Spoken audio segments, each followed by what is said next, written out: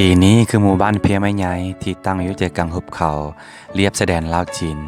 ห่างจากเทศบาลแขวงอุดมไซไปทางทิศเหนือประมาณ100 กิโลเมตรซึ่งเป็นบ้านเกิดของข้อยเอง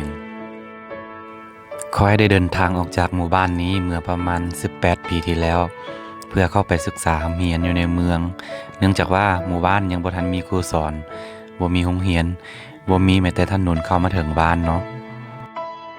วันนี้18 ปีผ่านไปหมู่บ้านค่อยมีถนนเข้าถึงชาวบ้านมีไฟฟ้าใช้แล้วก็เด็กๆก็บ่ต้องเดินทางไปโรงเรียนที่อื่นอีกเหมือนเมื่อก่อนเพราะว่าตอนนี้มีครูสอนประจำหมู่บ้านแล้วในวัยเด็กค่อยเองเคยมีความใฝ่ฝันว่าอยากไปเรียนครูพอจบออกมาแล้วจะได้มาสอนเด็กๆในหมู่บ้านให้เขามีโอกาสได้เรียนรู้แต่พอโตขึ้นความคิดเหล่านั้นก็เปลี่ยนไปแต่ในจุดนี้ค่อยเองก็บ่ต้องห่วงอย่างอีกแล้วเพราะว่ามีคนมาทำหน้าที่ในจุดนั้นแทนแล้วเนาะเนื่องจากว่าค่อยออกจากบ้านไปนานโอกาสที่ได้มายามบ้านก็บ่ค่อยมีค่อยได้กลับมายามหมู่บ้านนี้ในรอบ5 ปีเพราะฉะนั้นเด็กๆที่เกิดใหม่หรือว่าชาวบ้านก็บ่ค่อยจำหน้าได้เนาะแต่พอบอกชื่อพ่อชื่อแม่ไปเขาจะจำได้แล้วเขาเลยจะทำเขาเล่าเรื่องสุขทุกข์สู่กันฟัง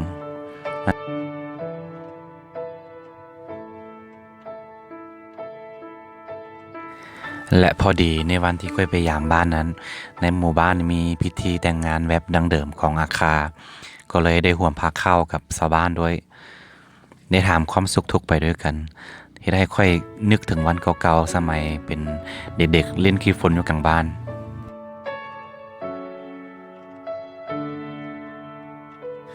ในค่ำคืนของมื้อนั้นค่อยได้ไปนอนพักที่บ้านเพื่อน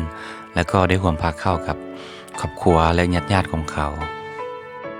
และเขาก็ได้ต้อนรับค่อยอย่างดีโดยเหล้าขาวและน้ำซาวฮ้อนๆตามประเพณีของชนเผ่าอาคาเนาะบรรยากาศในตอนเช้าวันนั้นในหมู่บ้านมีแสงแดดกำลังออกอ่อนๆบวกกับหมอกที่ปกคลุมหมู่บ้านกำลังระเหยอายเป็นธรรมอากาศและมี2แม่ลูกซึ่งเป็นเพื่อนของข้อยเองกำลังเฝ้ามองกันจากไปของข้อยในครั้งนี้ข้อยรู้สึกใจหายทุกครั้งที่ต้องเดินทางออกจากบ้านเกิด